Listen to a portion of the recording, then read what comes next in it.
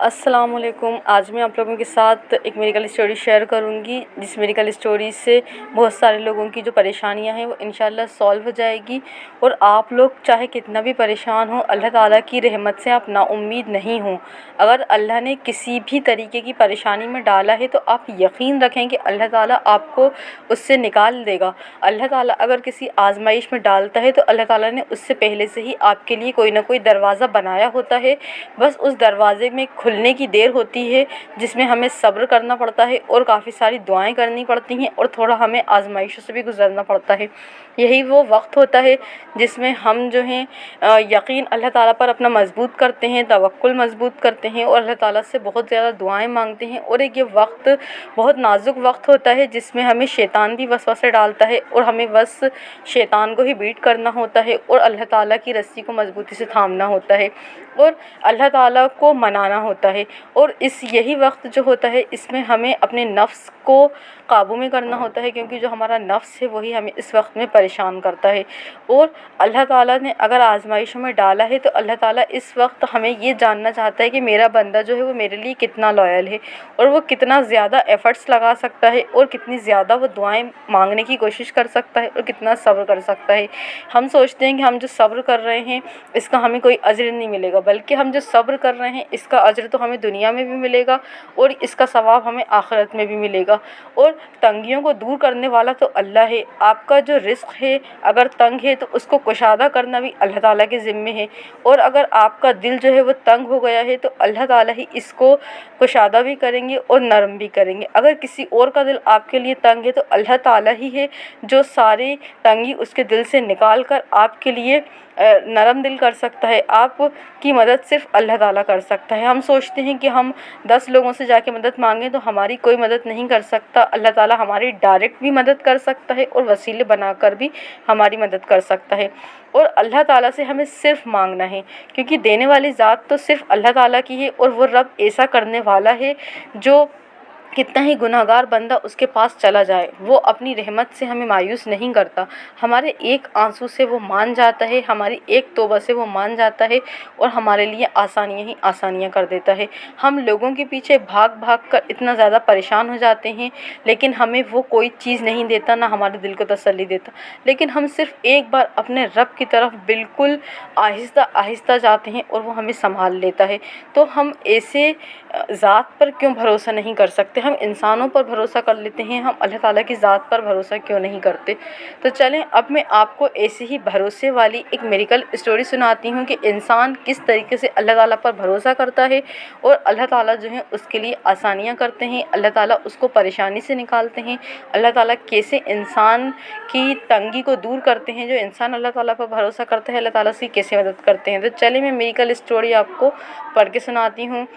یہ ایک معجزہ ہے جن کی یہ اسٹوری ہے، ان کی اسٹوری میں آپ کو پڑھ کے سنا رہی ہوں۔ اس میں لکھا ہے، برائے مہربانی یوم عرفہ کے دن کی دعا میری کہانی کو ضرور شیئر کریں۔ عرفہ کے دن ایک دن میں نے روزہ نہ رکھ سکا، مجھے اس کی وجہ سے شدید دکھ ہوا۔ عرفہ کا دن یہ جو ابھی آنے والے ہیں، عرفہ کے دن جو آئیں گے نا، حج سے پہلے کے جو دن آتے ہیں، اور پھر 9 اور 10 کا جو ہمیں روزہ رکھنا ہوتا ہے ان کی بات کر رہی ہیں یہ۔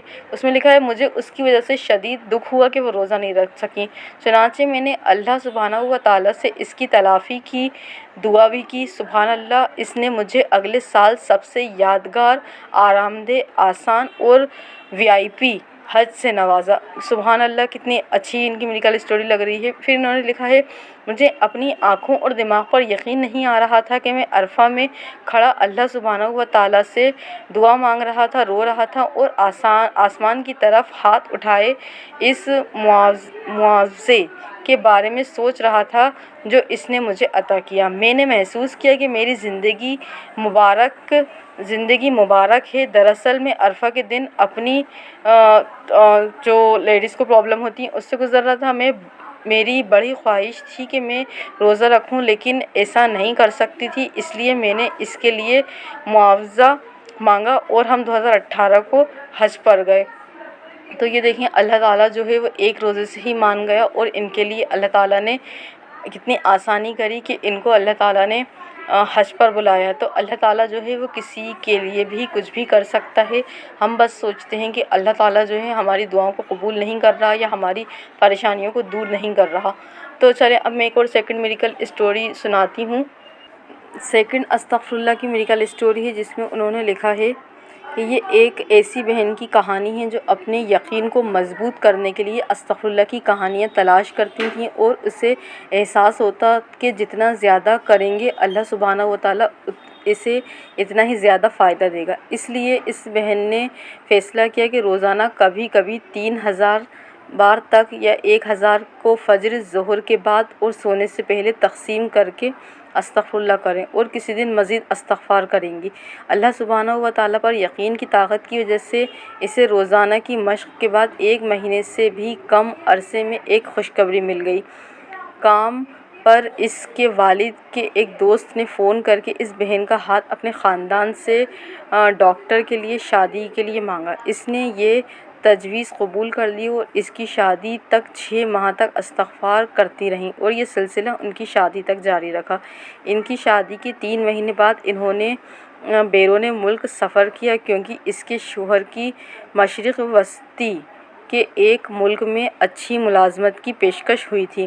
یہ بہن بتاتی ہیں کہ ان کی شادی کو صرف 3 سال ہوئے تھے کہ ان کے ہاں